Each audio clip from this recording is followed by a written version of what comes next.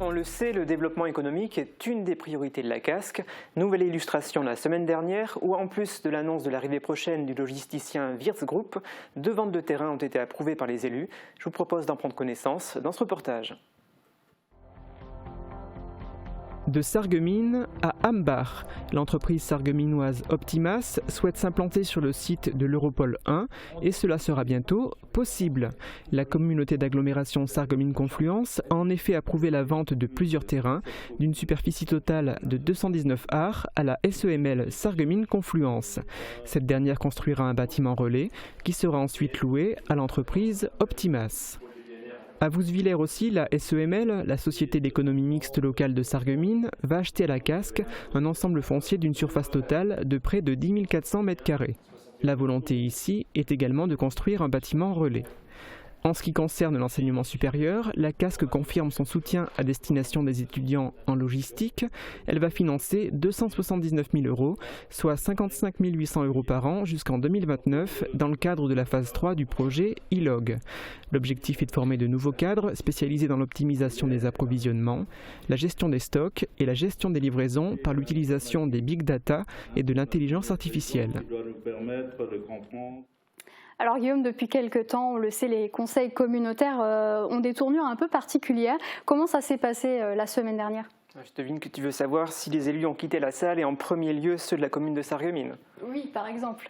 Eh bien non, cette fois-ci tout le monde est resté assis et la séance a pu se dérouler correctement de part et d'autre. La majorité des élus de la ville de Sarreguemines, les vice-présidents et le président de l'Interco, se sont sans doute parlé, ont entre-temps pu décider de mettre de l'eau dans leur vin pour avancer bon gré mal gré et faire avancer les projets, d'autant que l'actualité est chargée notamment en matière d'activité économique avec les arrivées annoncées de 2 entreprises d'envergure sur le site de l'Europole, entre la Gigafactory Holosolis et le logisticien Wirtz Group. Mais revenons-en à la question initiale qui était de connaître l'état des relations entre la ville et la CASC. Oui, ça s'améliore et d'ailleurs le nouveau sénateur Michael Weber avait écrit un discours en faveur du rassemblement. Il n'était pas là en début de séance, c'est son suppléant qui l'a lu. Je vous propose d'écouter un extrait.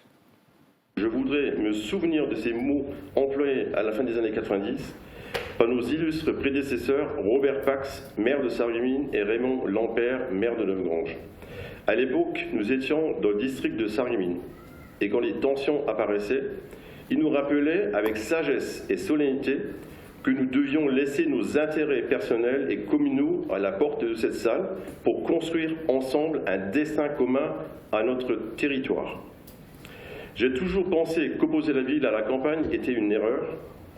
Nous provenons d'un même territoire qui ne peut être fort que quand il est uni. Des mots pleins de sagesse, mais comme on n'est pas dans le monde des bisounours, j'imagine qu'il y a encore des motifs de mécontentement entre les élus de la ville de Sarreguemines et les représentants de la CASC. Effectivement, Margot, il y a un désaccord. Il faut que je pèse mes mots. On ne parle pas encore, peut-être encore de litige. Entre Sarreguemines et la CASC, la cité faïencière réclame à l'Interco 1 319 000 € au titre d'une dotation de solidarité obligatoire pour les années 2017, 2018, 2019 et 2020. Écoutons à ce sujet le maire de Sarreguemines.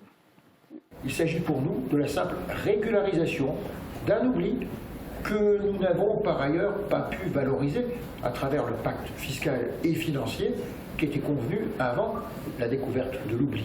Quel élu responsable de la bonne gestion et de l'utilisation des deniers publics ferait l'impasse en ces temps compliqués pour nos communes et priverait ainsi ses administrés ou ses contribuables de, je le mets entre guillemets, d'un tel dû.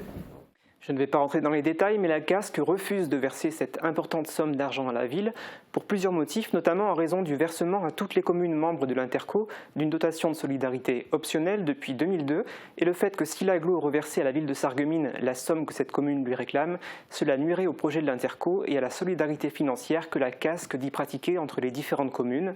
Les 2 parties ont présenté leur position et se sont dit prêtes à respecter la décision qui sera rendue, quelle qu'elle soit. Écoutons à présent une intervention du président Roth.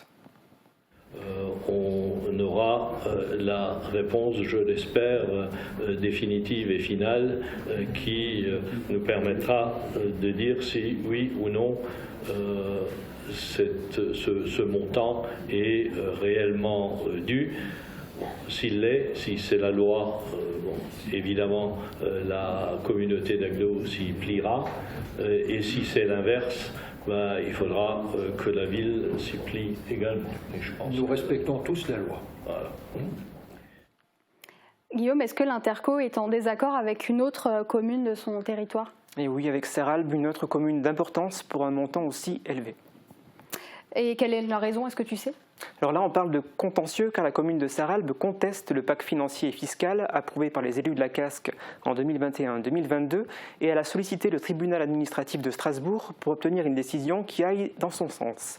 La commune de Sarralbe conteste le fait que le secteur de l'usine Ineos Chimie puisse relever du domaine d'action communautaire et que soit ainsi pris en compte par le pacte financier et fiscal le partage des évolutions de recettes de la fiscalité économique de l'entreprise. À noter que compte tenu de la contestation du pacte financier et fiscal devant le tribunal administratif de Strasbourg, ce pacte n'a pas encore pu être mis en œuvre par le territoire communautaire. Et petite question, est-ce que tu peux nous rappeler quelles sont les zones d'activité économique qui relèvent du champ d'intervention de la communauté d'agglomération? Alors un point justement était à l'ordre du jour du dernier conseil communautaire. Pour clarifier cette situation, l'Interco indique que 13 zones dans son escarcelle, notamment cette zone Ineos Chimie, font partie du champ d'intervention économique communautaire. Cette revendication a eu l'effet d'une provocation pour les élus de la commune de Sarralbe qui contestent que l'usine Ineos Chimie relève du domaine d'action communautaire. L'élu de Sarralbe, Gérard Bergantz, s'est exprimé à ce sujet. Écoutons-le. Par cette délibération, la Casque cherche à échapper au contentieux introduit par la commune de Sarralbe au tribunal administratif de Strasbourg au sujet du pacte financier et fiscal en proposant l'abrogation d'une partie de la délibération communautaire de 2022 qui prouve la fragilité de ces délibérations. À présent, il tente à nouveau de mettre la main sur une partie de la fiscalité d'Ineos par le biais du pacte financier et fiscal en cherchant à intégrer cette zone industrielle privée dans l'intérêt communautaire. Le président de la Casque, Roland Roth, a bien entendu répondu à l'élu de Sarralbe pour justifier la position de l'Interco. Il y a déjà l'aspect PPRT que la communauté d'agglomération paye aujourd'hui à la place de la ville de Sarralbe. En plus, ça a été dit d'ailleurs dans un autre rapport, que les revenus économiques qui auraient d'ailleurs pu être partagés à l'époque, puisqu'on parlait de SDIS tout à l'heure, ces revenus restent à la commune de Sarralbe et leur sont encore versés aujourd'hui par l'attribution de compensation. Donc, est-ce que vous ne pensez pas qu'il est logique qu'il y ait un retour? À l'issue de cette discussion, un vote a eu lieu pour déterminer si cette zone industrielle et les 12 autres inventoriés faisaient partie du champ d'intervention de la Casque. Et malgré l'opposition des élus de Sarralbe, ce point a été adopté. Bon, malgré ces 2 points de désaccord, quel point important il faut retenir encore de ce conseil communautaire? Alors on va parler de 2 importantes DSP, ou délégations de services publics, qui ont été approuvées. La première concerne la gestion de l'eau potable. Elle représente un marché de plus de 53 millions d'euros et elle s'étale sur une période de 12 ans, de 2024 à 2035. 3 candidats souhaitaient obtenir cette DSP, SOR, Suez et Veolia. Le combat entre ces 3 grands groupes a été intense et c'est finalement peut-être le moins connu, mais surtout le moins cher, SOR, qui a remporté ce marché. Il y a seulement eu 3 abstentions au moment du vote. Bon, ça c'est pour la première DSP. Qu'en est-il, quel est l'objet de la seconde? Alors la seconde portait sur l'exploitation technique et commerciale du réseau très haut débit dans les zones d'activité économique de la communauté d'agglo. Il y a eu là beaucoup moins de suspense. Une seule société est allée au bout de la démarche, Alsatis, et elle a donc remporté ce marché pour une période également de 12 ans. À noter qu'Alsatis s'occupait déjà de ce marché par le passé. Merci beaucoup Guillaume pour toutes ces explications et cette chronique retour sur ce conseil communautaire. Et je te dis à très bientôt. Je te remercie Margot.